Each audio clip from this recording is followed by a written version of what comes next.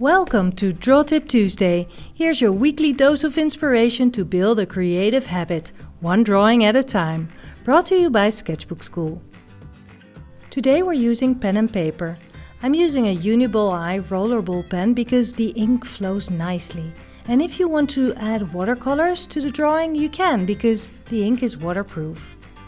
I often get the question, how do you draw a scene or a still life and get the proportions and perspective right? So I set up a little still life of stuff in my studio to answer that question. A great way to forget about perspective and still get it right is doing a continuous line drawing.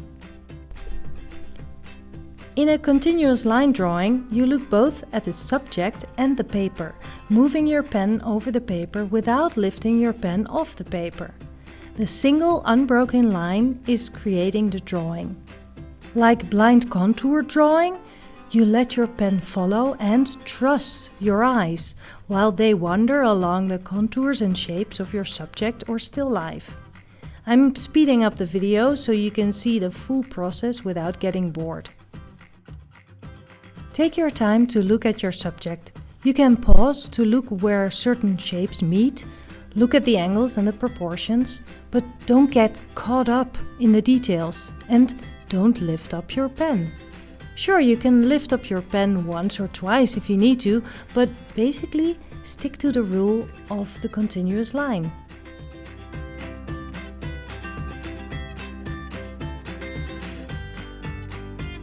You'll see that in the beginning it'll be tricky to make the lines meet again and to get the proportions right, but continuous line drawing is simple to practice.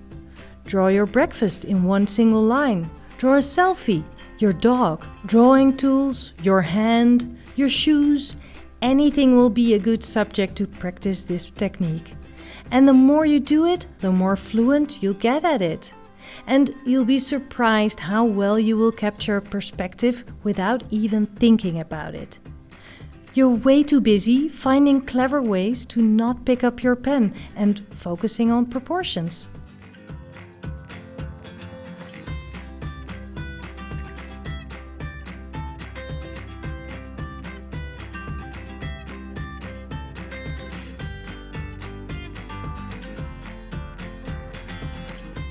You can leave the drawing like this or color it with watercolors, markers, color pencils, crayons or whatever your choice of tools is. Or you can add a little bit of shadow with hatching lines.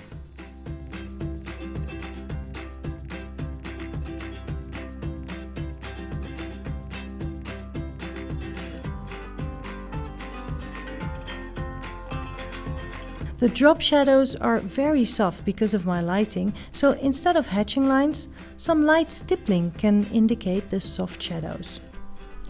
Next week I'll show you another approach of drawing a still life, getting the perspective and proportions right. See you then! And in the meantime, if you want more drawing practice, ideas and inspiration, sign up for a class at sketchbookskool.com.